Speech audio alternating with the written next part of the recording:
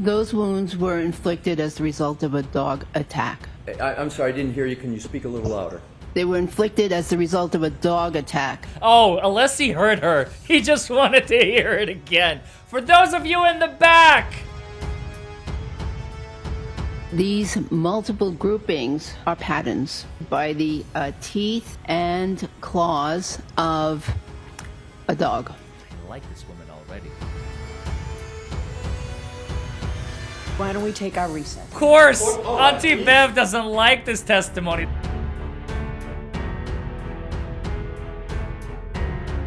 Well, hello everybody, and welcome back to Buckle Up, It's the Law, folks. Today, we are going to do the doctor's testimony. We are going to cover the dog bite portion of her testimony. She was on the stand for a couple of days, but we are only going to do the absolute essential, about 11 minutes of pure, raw testimony with my commentary. Without further ado, after you like and subscribe and comment on this video, let's go. Dr. Russell, do you recognize Exhibit 167? Yes. And how do you recognize that? Well, first let's start. What is it, and then how do you recognize it? It is a picture, the decedent's right arm and forearm.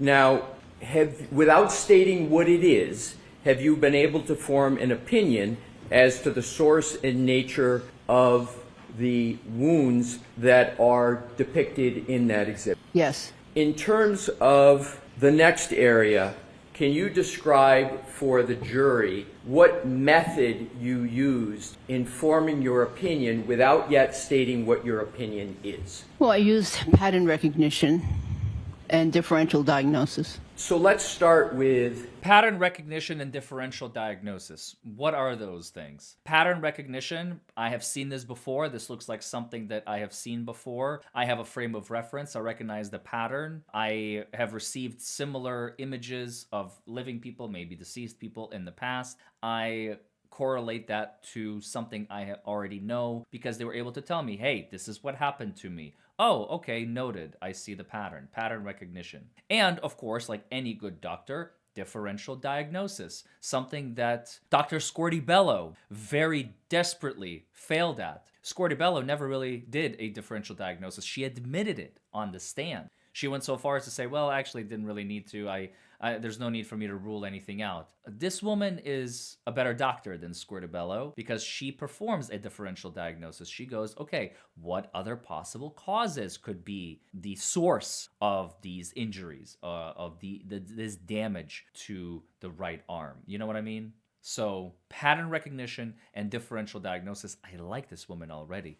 wound pattern recognition. Is that the wound pattern recognition you've been discussing up to this point in your testimony? Yes. And did I hear you use the phrase differential diagnosis? Yes. Please tell the jury what you mean by the term differential diagnosis as a physician, emergency medicine physician and forensic pathologist. So when a patient, when a physician sees a patient and or an Imogen's case, and is attempting to make a diagnosis, it's very important that not only do they consider what they believe is the obvious, but also in their mind go through other possible diagnoses and determine if they can rule them out, so to speak, if they can rule them in, rule them out, so that they are not just focused on one thing, but they've actually given consideration to other conditions that may be causing whatever it is that they see. So, Mr. Wolk, if you could take that, we're going to come back to this back and forth, but I'd like to have it taken down until we do have the need to, and if we could have the lights go back on, Your Honor. Thank you.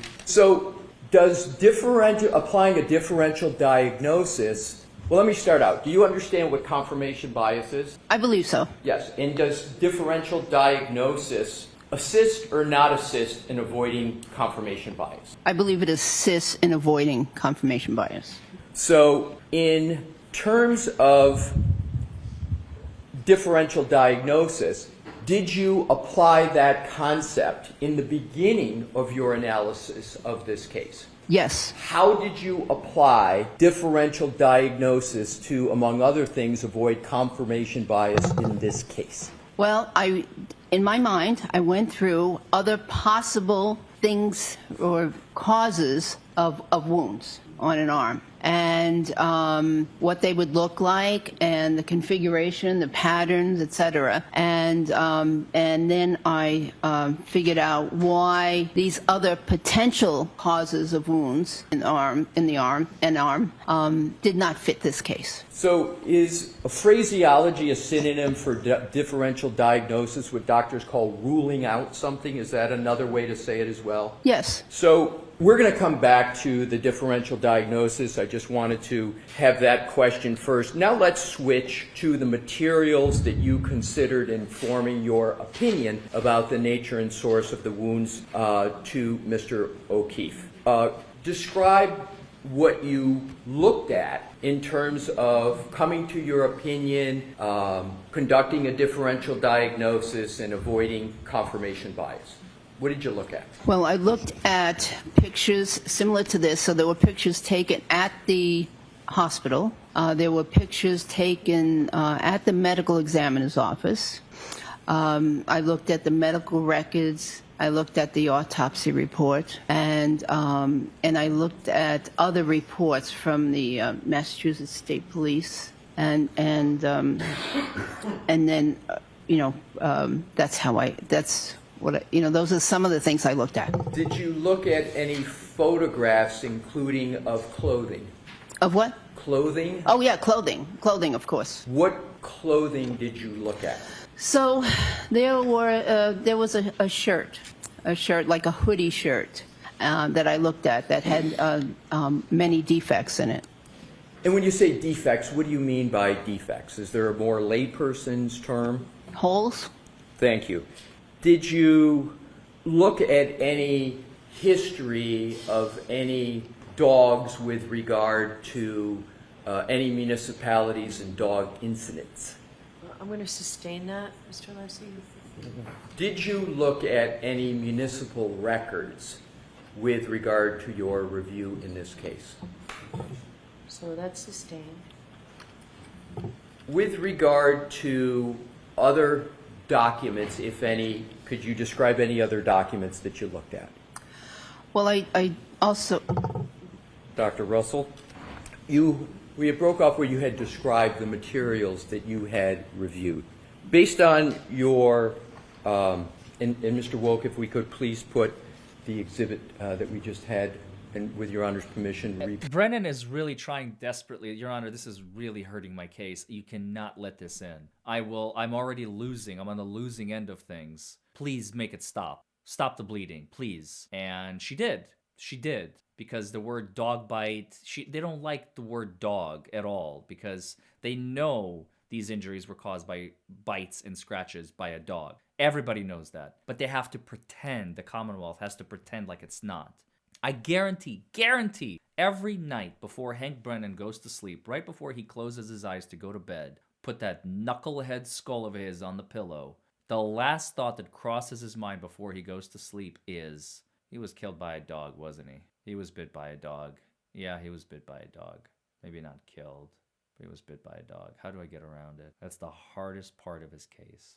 To argue anything other than is so ludicrous. The testimony of, was it Welcher, I think, as well as the other Dr. Wolf, the neurologist, I think, and there was at least one more, Squirty Bello maybe, that he was hit. And in the first trial, of course, it was Trooper Paul who did not testify in this trial, unfortunately. I was really looking forward to his testimony because he's such a nincompoop and such a numbskull. Calls himself an expert when he's everything but. Anyway, it doesn't matter. In this particular case, in trial number 2, the jury now has a picture. They know. Everybody knows it's a dog. Everybody. But the government still has to continue pretending and hallucinating like it's not. It's just disgusting. Based on your review of all the materials that you had described and your experience that you had described, without stating it, were you able to come to any conclusions or opinions about the source and nature of the injuries that you see depicted on that exhibit? Yes. And what is your opinion and conclusion concerning those injuries? Those wounds were inflicted as the result of a dog attack. I'm sorry, I didn't hear you. Can you speak a little louder? They were inflicted as the result of a dog attack. Oh, unless he heard her. He just wanted to hear it again. For those of you in the back who didn't hear it the first time. And how did you form that opinion? Just describe your thought process to the jury. Well, there are multiple groupings of wounds. Do you have the pointer? I there? do. And if you could use the screen that Her Honor has requested. So there are multiple groupings of wounds right here. Here's one on the what I'll consider the upper arm, which is above the elbow. Here's another grouping. Here's an interesting, complex grouping at the elbow. These are all at the posterior surface of the arm. And there's another grouping down here on the forearm.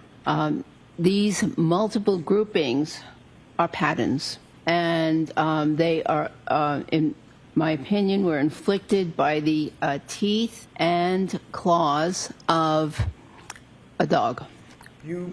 We've discussed previously pattern recognition skills and methodology, and you just mentioned the word pattern here. And now it's officially in the record. We all knew this. We knew this from trial 1. We knew this from the beginning of trial 2. But now the jury, for the first time in trial number 2, again, in isolation, because they know trial number 1 happened. They just don't know what happened there. And they know that there was no decision reached by a jury, obviously. Otherwise, they wouldn't be deciding the case. Now they finally hear from Dr. Russell, hey, this is a dog attack. Claws and teeth of a dog. A large dog, like a German Shepherd mix, perhaps, Mr. Albert? Can you elaborate on what you mean by pattern with regard to this exhibit? So there are groupings, and one can see that these wounds are going essentially in the same direction. They are oriented in the same way on the almost from the inner, close to the inner surface of the arm, or the anterior surface towards the posterior. What is And I bet you she did not get paid $369,000 for her testimony. Right, Dr. Welcher? Doctor. Calling you a doctor is just an insult to doctors everywhere. And same with, what's his face? Shannon Burgess. Yeah, same goes for you, buddy. the significance, if any, of that orientation you just described? So what that gives me direction, and that tells me that the dog's teeth were over here. The dog is over on this side of the arm, and the teeth started their punctures or their injuries over here, and through either the action of the dog or a combination of the action of the dog and the action of the decedent pulling away, or the victim pulling away, the teeth made these abrasions in this direction from here down to here. And then here it's very complex because of the bending of the elbow. We don't know the exact configuration of what this elbow was in the arm. Was it fully extended, meaning it's fully stretched out, or was it partially bent? Was it fully bent? We don't know. But in addition to the pulling away movement, there's also the bending movement. So that one is even a little bit more complex. And of course, there are some additional marks down here and some possible bruising down here, punctate marks down here, which may represent the lower teeth. If we could just stop at that area, have you observed in your experience what you call that complex area pattern? Have you seen that before? Not that exact pattern, no. But have you seen any that is similar to it? I've seen some characteristics of these patterns before, Right. yes. And it is the appropriate methodology to just zero in on one section, or is the appropriate pattern methodology to look at all the wounds and then reach a conclusion? The second, to look at all the wounds. And could you so- please describe? Why don't we take our recess? Okay, Your Honor. Wait, what? Oh, of course. Auntie Bev doesn't like this testimony. This is really, really good stuff. Like, really good stuff. And actually, Auntie Bev, allow me to say, you effed up. You screwed up big time. What you're trying to do, I know exactly what you're trying to do. You're trying to take the wind out of Alessi's sails a little bit, as much as you can. Just something, anything, whatever she can take. She'll take anything at this point. You know, like subscribing to this channel and commenting below. She'll take anything at all. Let me tell you something, folks. That was the worst possible spot for Bev to take a break. You know why? Because now the jury, all they're thinking about is, that was a dog attack, huh? That makes more sense. Interesting. And the entire lunch hour, they're going to be like, so claws and teeth, huh? Interesting. She should have waited. If she really wanted to screw with the jury and Alessi and Dr. Russell, she should have waited. But she's like, oh God, this is so bad. Let's just take a break here. And accidentally shot herself so hard in the foot. I love it. Thank you, Bev. Thank you for being you. That is the only time I will thank her. Believe me, so far, this is the only place I found to thank her. Because in her infinite attempts to try and screw this case up for the defense, she actually accidentally helped them. Magnificent. I love it. That's the only time I will say thank you, Beverly. And I will see you all in the next video. Bye, everybody.